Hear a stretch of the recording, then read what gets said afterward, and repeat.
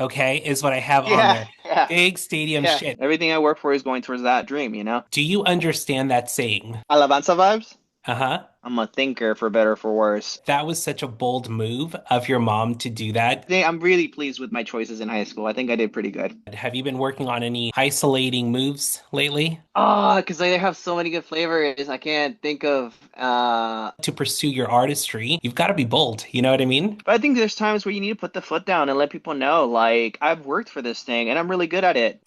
Welcome to Unshut, a place where if at any point you feel like you need to shut the up, don't.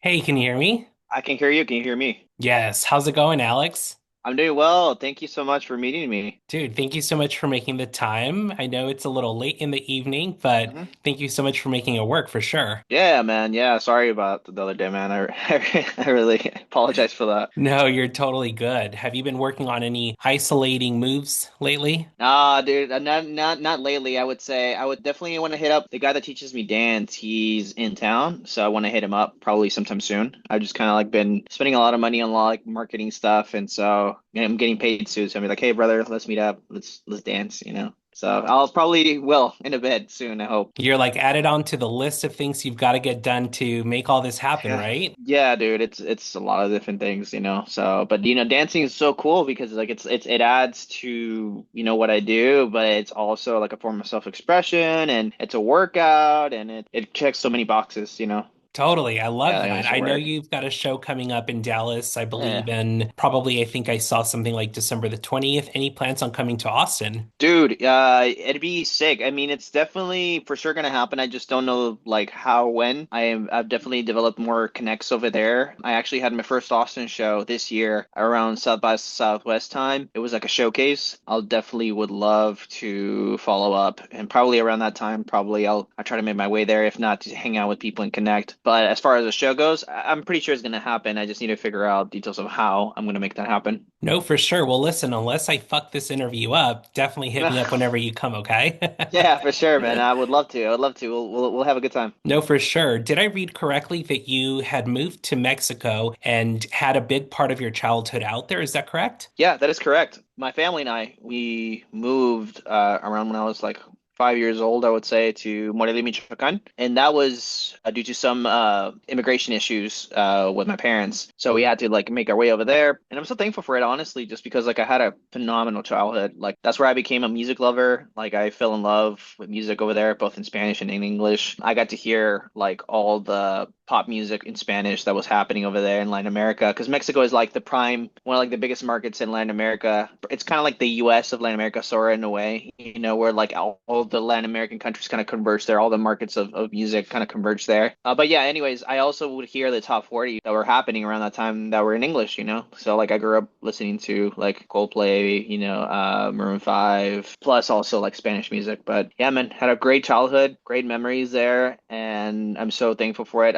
It's the reason why I speak Spanish fluently, is the reason why I get to experience creating music in the language and doing it well. And it's just another layer and dimension to my art and to my personhood. So yeah, I'm super thankful for the experience, honestly. It makes me connect with a lot more people. No, for sure. Well, it makes me happy to hear the gratitude from it all. I think that these Mhm. experiences, especially when it comes to a topic like immigration, they're Mhm. not so light to talk about. You know what I mean? Yeah. And I'm Yeah. curious to ask you, back then, was it easy for you to talk about, the reason to why you guys went to Mexico? Or is that something that developed as you got older with a little bit more confidence? And I'm asking this because I moved to the US from Guatemala when I was younger. And for some reason, I feel like back then it was so taboo to talk about the fact that like I had to apply for a green card and then I had to apply to become a US citizen. Like it was very taboo versus now it's so almost casual to talk about, if that makes any sense. Can you relate to that? Sort of, in a way, yes. I mean, I can only speak for myself, but reasons as to why it wasn't spoken much is because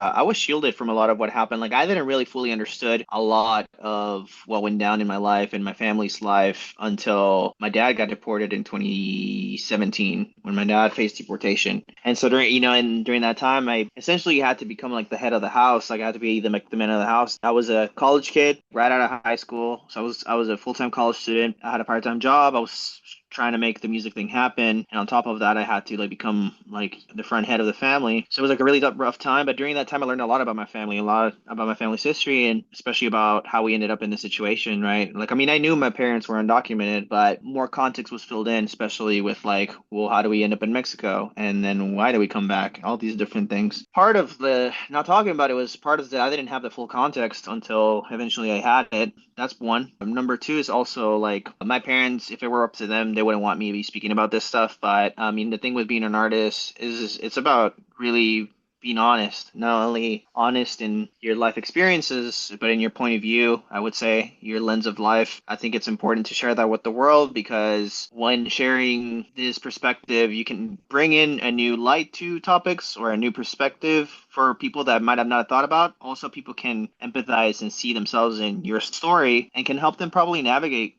situations like that. So I think it's important as an artist to be courageous and be vulnerable and tell my story about what happened, why I went down, and I'm definitely trying to do more of that more and more. I do talk about this in interviews. I feel like some people will go out of their way to make it like marketing material, I would say. Like they constantly like bombard like their story like on social media, which is cool. I think it's great. I think like a part of me for a while didn't feel like fully like on board with that idea just because it's just like a part of me kind of felt like I don't want to like capitalize like the suffering that kind of like what went down with my family. But again, the more I mature, the more I realize, well, it all depends on intention. I mean, some people definitely feel lean in on it too hard for whatever reasons they got, and I'm not here to judge. But it is important to talk about these things. But I think for me, it's all about the intention. And again, for me, it's about being vulnerable, being honest, and about letting people know, well, what is going on in the world and how is the world around me has affected me, my life, the people that I love. Because, and I tell this people often, like if people follow me, I'm very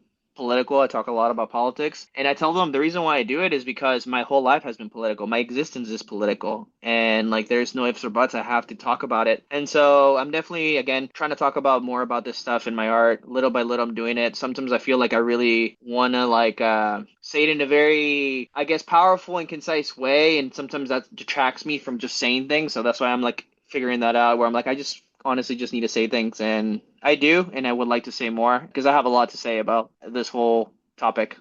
Well, it's refreshing to hear you talk about being aware that some people may see themselves in your story because that's the part that I related to the most. I came across one of your videos on TikTok and I immediately took a screenshot and I'm like, let me go look this artist up on Spotify because I like the Mm, clip that I saw. mm, Well, in doing that, I was redirected to your pages so that I could get an email to get a hold of you to invite you onto the yeah. show. And before you had even responded, that was one of the stories that I came across on the internet. And Mm, immediately it took me back to the times of like not necessarily not feeling brave, but feeling like, man, back then I wasn't talking about these things as open as I talk about them now when yeah. people ask me, where were you born? Where are you from? And so I love to hear that you acknowledge the fact that people do have the ability to see themselves in you because outside from your music, that's definitely something that I resonated with when I looked you up. And so you kind of beat me to my next question in regards to writing Yeah. topics. But now I'm totally curious to ask you, are there any other topics, even just outside of anything that you've worked on in the past, that you're looking to hone in on for future projects? Yeah, absolutely. I mean,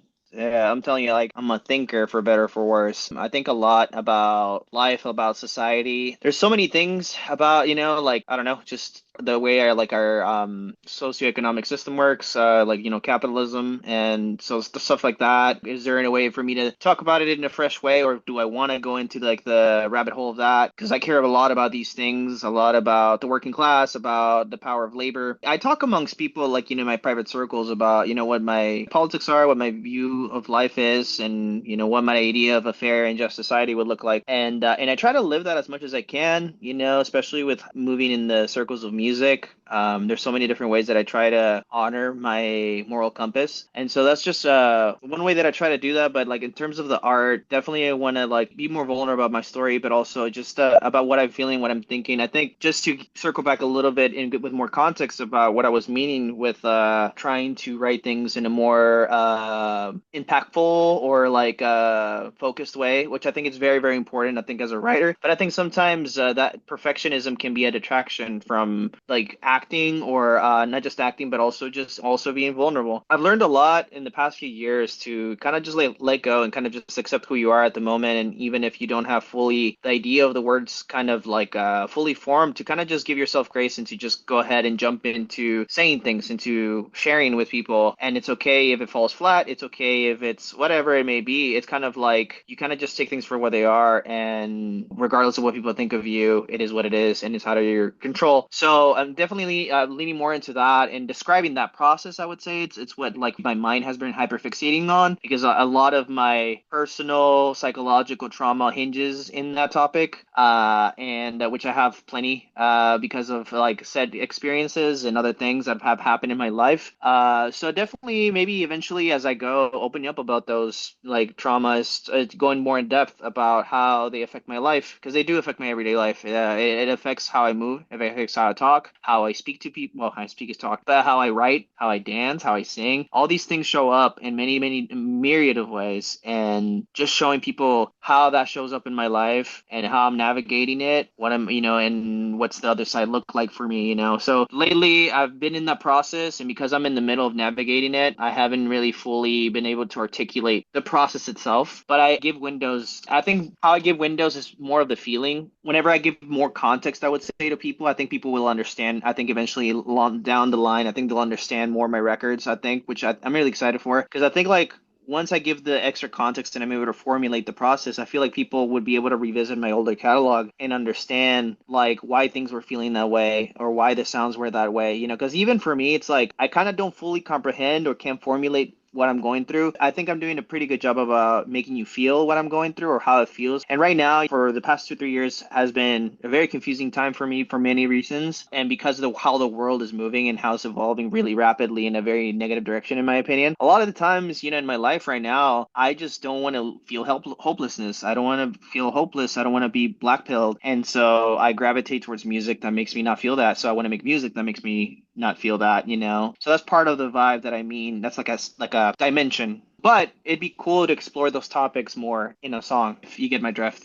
So definitely that's something that I would like to do. I just kind of just takes time, more pondering, more writing, and I'm trying to figure that out. I'm really trying to figure that out. Just like it's really kind of hard sometimes because I do so much. Like I have a day job, and then I have my music, and then I have my interpersonal relationships. So kind of balancing everything all together, trying to keep everything afloat. Sometimes I feel like I'm not writing enough or I'm not thinking enough about my life. That's where the grace comes in, and you just kind of trust the process and you take it little by little. And my hope is that eventually, I'll be able to formulate what I need to say in a more concise, well, not in just concise, but just more clear way for people to fully get the context of my life and who I am and, where I'm going. Totally. And I love to hear you say that you're kind of navigating through those waters because that tells me that when you do get to the point when you write about those things, it's going to be meant to be the way it's meant to be told. You know what I mean? And not just Yeah, forcing it for the yeah, sake of a song. And I appreciate that because, like you said, a lot of people like to use, for example, like you talked about the topics of immigration as something for like clicks or to be reactive with it. And I like to hear that you're not doing that to yourself. You're not just writing for the sake of writing. I think there's a lot of power in that. And something I want to talk about with you real quick is I've got a couple of speed questions because I really wanted to honor a little bit about your past when it came to something I read about your audition that you went to when you were younger and something about yeah, school. Are you ready? yeah. I read somewhere that you were in orchestra and choir. If there was anything that you could have done in school that you didn't get to do back then, what would it be? Honestly, man, because I did do sports, but maybe different sports. Nah, I mean, I think I did a pretty good job about doing most of everything I needed to do in high school, I'm gonna be honest with you. I was in orchestra, choir, I did a few musicals. I was also in water polo, I was in swimming, and I was in academic decathlon for a little bit. So like I did a lot, I would say.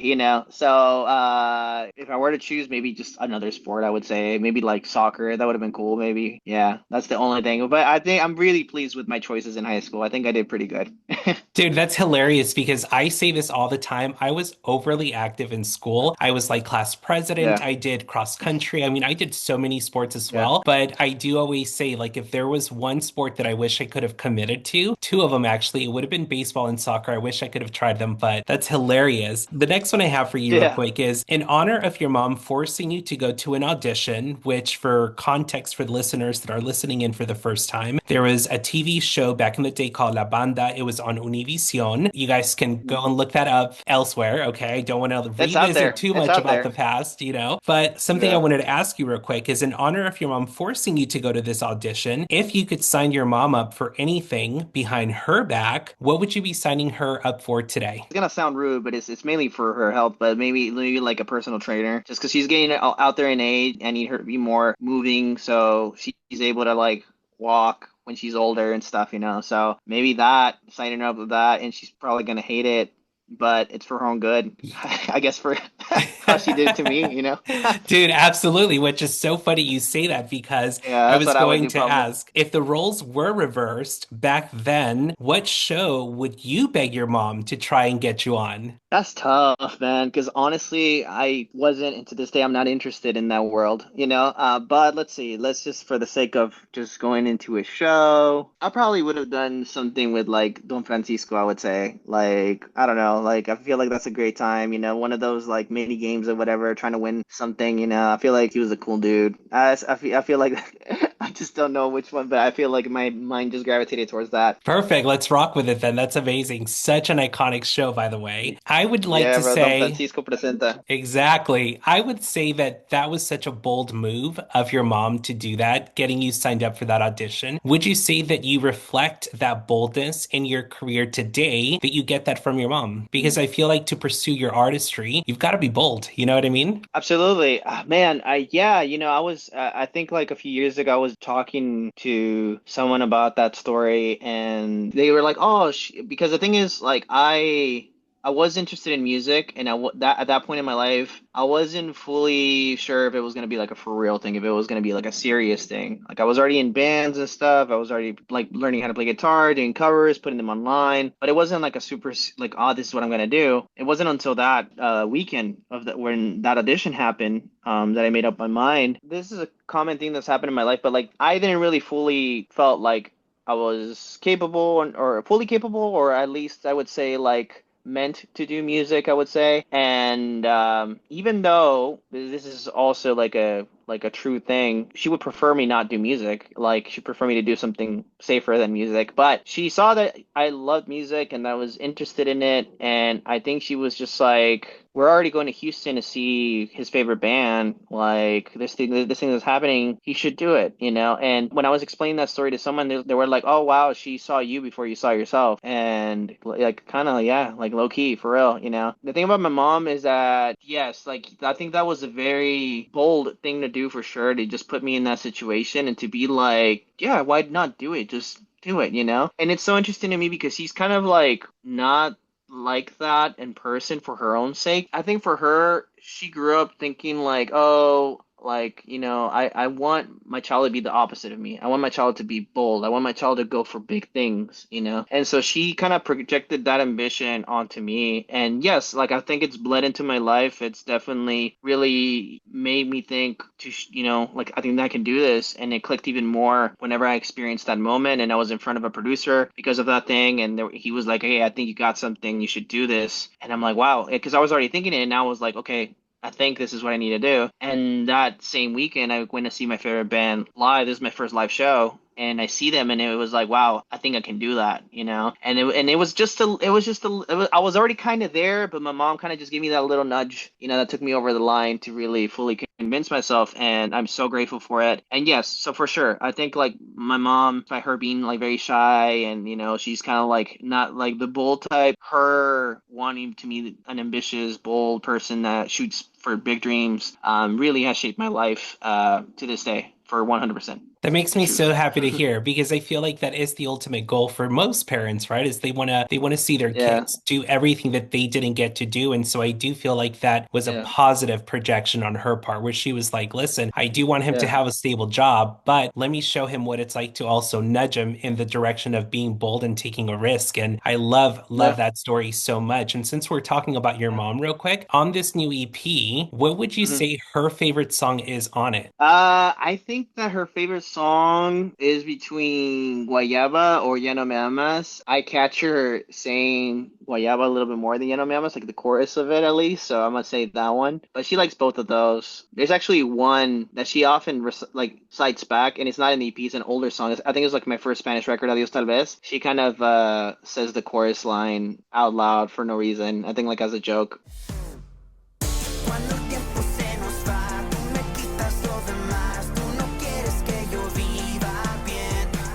Siempre buscas el control y deseas lo peor, tú no quieres que yo viva bien, no. Oh, oh, oh, es que así eres. Oh, oh, oh, es que yo sí lo sé. Oh, oh, oh, es que así eres. Oh, oh, oh, adiós tal vez. Yeah. So, but yeah. See, I think I would say Guayaba for the EP. Guayaba. That is so sweet. And first of Mhm. all, the self-titled portion of this entire project, I would say that, in my opinion, that is bold as fuck on its own. Naming it Thank you. your name, the first song on there is also your name, and I think that's so genius. How did you get to that point? What made Alex go self-titled EP and also self-titled opening track, which we're going to talk about here in a little bit? How did you get there? Yeah, dude.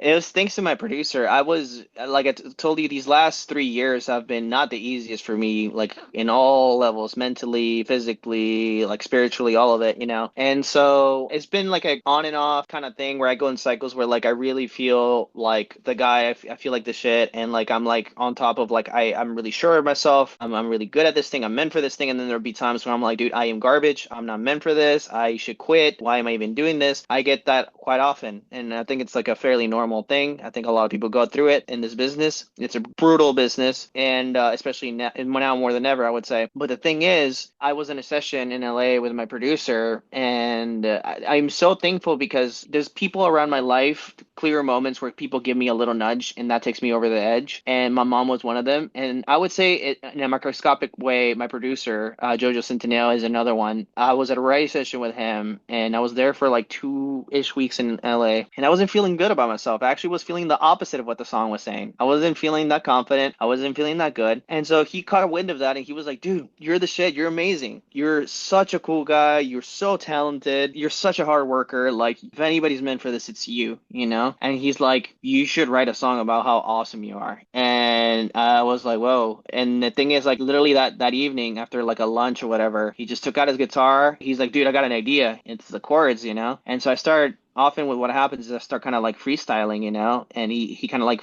riffs off with me, and then eventually we got that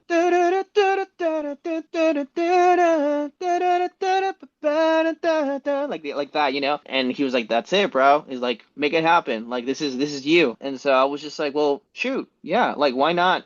Celebrate all these years of me working on this thing. Like I've learned so much, I've grown so much, and I'm really good at this thing, frankly. Like I really am. I've worked so hard to say that and to believe it myself, you know, even though there's doubt here and there that creeps in, but like I'm really good at this thing, and I think it's time for me to like own it, you know, to not be scared to say it, because I think I you know, especially with my parents, like I grew up kind of like believing that let the work speak for itself, like don't, you know, like be humble, don't be braggadocious, and I'm 100% like that's how I move and how I am. But I think there's times where you need to put the foot down and let people know like I've worked for this thing and I'm really good at it, you know. And there's many things how I've shifted my mentality like that, you know, like often when people are meeting me for the first time and not in musician circles, let's say it's like somebody random is, oh, what do you do? I'm a musician. It's the first thing I say, even though I have a day job, but I'm a musician. Everything I work for is going towards that dream, you know. And it's like little things like that where it's like, and then they're like, oh, you know, and the more like, you know, now like I'm fully believe it because I've done it for such a long time and I'm really good at it, and that you can kind of feel that energy. There's just people believe it right off the bat. You can just tell it clicks for them, like, no, dude, this dude is doing it, you know. So that's why Alex Oasis is about like honoring that, just kind of like putting the foot down and celebrating it and taking the moment to tell people like, hey, this is me and I am dope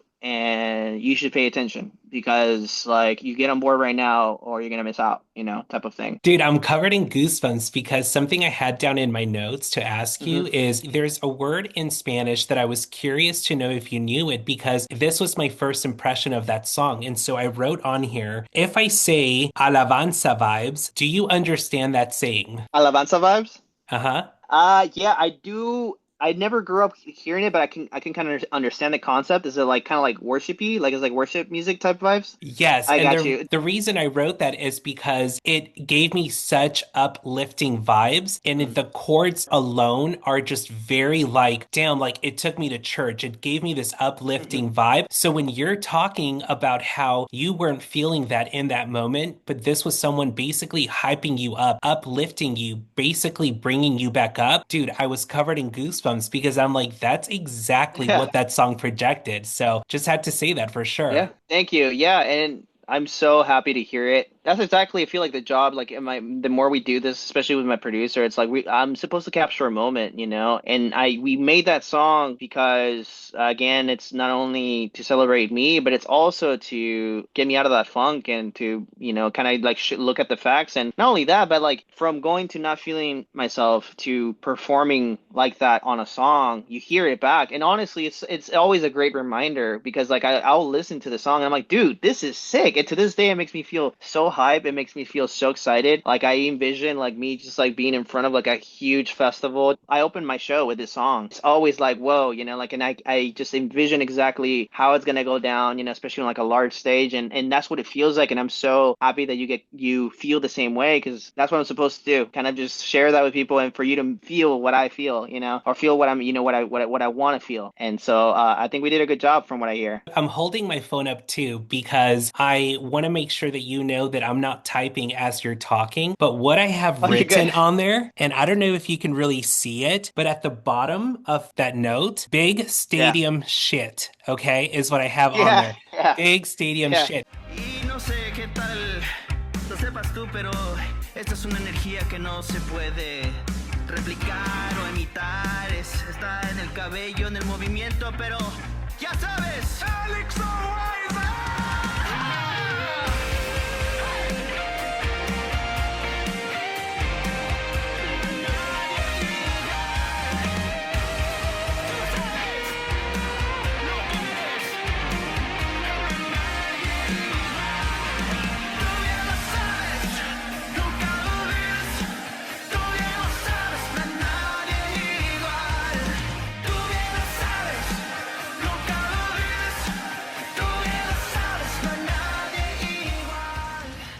So hearing you Yeah. talk about like you want to see this in festivals and stuff, I'm just covered in goosebumps because this is again that impression that it gave me. And so totally random before I go into my next segment with you, because I kind of want to shoot the shit a little bit with you, but I'm just totally curious in regards Yeah. to your Go ahead. music catalog. Is there a song that you've put out that was primarily in English that you've thought about ever reimagining in Spanish? Yeah, there's quite a few actually. I think Let You Go. I think it's one that's interesting that I feel like I am very inclined into re-releasing that in Spanish. I think that'd be very sick.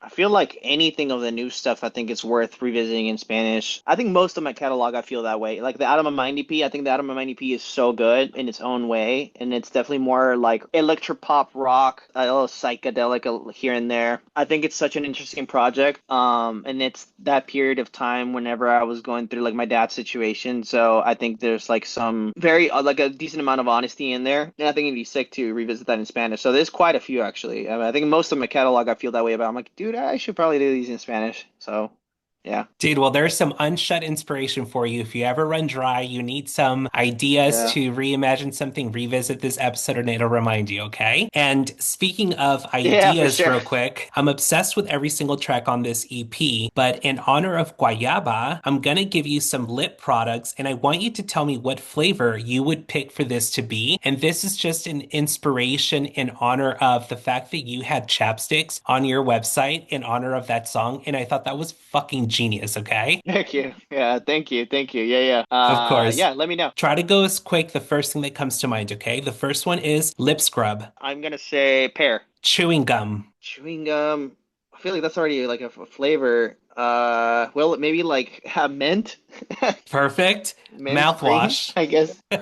Oh, that one is gonna be pineapple mango. Dude, I love that. Obviously, I told you Unshut's about asking you questions you've never been asked about on record, and I Yeah, just got one yeah, last one for you. So, guayaba made me think of hummus. What would be the yeah. ultimate hummus and Alex collaboration flavor? Oh man, that's such a great question. Oh, because they have so many good flavors. I can't think of. I mean, do they already have a pineapple one? I think so, Do they yeah. already have a pineapple? They do? Of course they do. It's gotta be like it has to be like something weird. I think like apple cinnamon, something like that, Because I don't think they Perfect. have anything like that. Yeah. No, they I don't definitely know, dude. don't. It's so weird, but yeah, apple cinnamon. Amazing. Yeah. Well, listen, if Humex Yeah. ever sponsors you, you're welcome. Yeah, yeah, dude. Yeah, I need to shoot for that sponsorship, man. That's what my team tells me. Like, dude, we need to get this song with Humix, and then they're speaking facts, bro. We need to make that happen. Dude, that's crazy. Well, I didn't know that. I feel like that's a sign from the universe, you know? Oh yeah, 100%. It needs to happen. Dude, for sure. ¿Cómo comparar los besos que me das? Somos como toda semana, no puedo olvidar tu lápiz labial y ese sabor tan tropical. You mentioned songs on this EP. They're a part of a bigger project expected to come out in 2026. Before we close out, what can you tell us about this project that's coming out in 2026? Yeah, I think it's going to be not to be like a cop out, but I think it's pretty much going to be like a sort of like a compilation sort of album of like work of me going through this process that I alluded to earlier in the talk. And so a lot of it is that navigation and especially me trying to ask questions, like trying to pay attention more within my interpersonal relationships and other things in life and just kind of like showing that in the body work. So I would say that it's like a more of a compilation type of work that it's not going to be super extremely focused, but it's all going to have relatively the same vibe. It's all going to be relatively like it's all its own world, I would say. And because it's all heavily inspired by like 80s influences with like early 2000s Spanish pop that's in there too. It's those kind of sounds and the vibe of like what I'm trying to feel while I am in the middle of like chaos in the world and also inner chaos. So that's pretty much like kind of the gist of it. And I think what would be the follow-up would be the context, feeling in the context of the world, I would say. I think that's kind of like what I envision. So right now it's kind of like this is what I feel like, and then you'll better understand, well, that's what I felt like. Well, this is what I think happened. Dude, very cool. What about shows? What can we expect in 2026? How soon in the beginning of the year are you going to be considering what upcoming shows are going to look like? Yeah, still trying to figure that out. I think the beginning of February I'll be playing a show for sure in Dallas. I think Club Dada for this like local kind of like festival showcase called Jambaloo. I think that's what it's titled. I think it's produced by Spoon, which is like a fairly big Texas promoter, and maybe even KXT. I think maybe. I'll have to double check that. KXT is like a local radio station. But so that's for sure in the books. Other things is that I'm definitely shooting to do like a promo press run in Mexico. So I hope something comes out of that in terms of like maybe even booking something of a show there. That will probably be whenever the album comes out. So whenever I'm like talking about the album, making the push, I would say that that's probably the time that I will do it. I don't know. I don't want to put dates out into the world yet because I'm still tinkering, but definitely 2026. So whenever those dates come, that's probably when I'll be in Mexico, I would say. Amazing. Well, speaking of dates and times when you're going to be releasing those dates, where can people find you? Where can they try and stay in touch and keep up with all these upcoming dates that you're going to be putting out? For sure. You can find me anywhere on the internet by typing in Alex Oiza, but any social media, it'd be at Alex_OAIZA, and that should probably get you to any of my pages, I would say. But Google me, Alex Oiza. I'm literally the only one with that name, so you'll be able to find me, I would say, pretty quick on a Google search. I'm on YouTube. There's music videos for some of these songs that we talked about that I feel like you guys should definitely check out because I've really put a lot of time, money, and effort into making them, and I think they're great. And some of those even give you a little bit more of a glimpse about what this future feels like and looks like too. So that's pretty much, I would say, where you can find me and some things that you should check out. Dude, thank you so much for your time today. I appreciate all the encouragement, the positivity. I love hearing everything about grace when it comes to you. I feel like you're carrying it so well, and I think it's such a good reminder on this episode, and I appreciate everything that you're doing. Best of luck to you, and hopefully we can stay in touch for sure. Absolutely. Yeah, you have my contact info, and I think this was a phenomenal talk. Thank you for making the effort to like look into everything. It was really, really cool talking to you. Dude, for sure. Well, we'll definitely be in touch. Have a good rest of your night, all right? Sounds good. Thank you, man. Take care. Cheers. Bye. Cheers. Hey, if you've made it this far, don't forget to follow the socials on the screen or in the description below. And don't forget to subscribe to this channel. See you next week.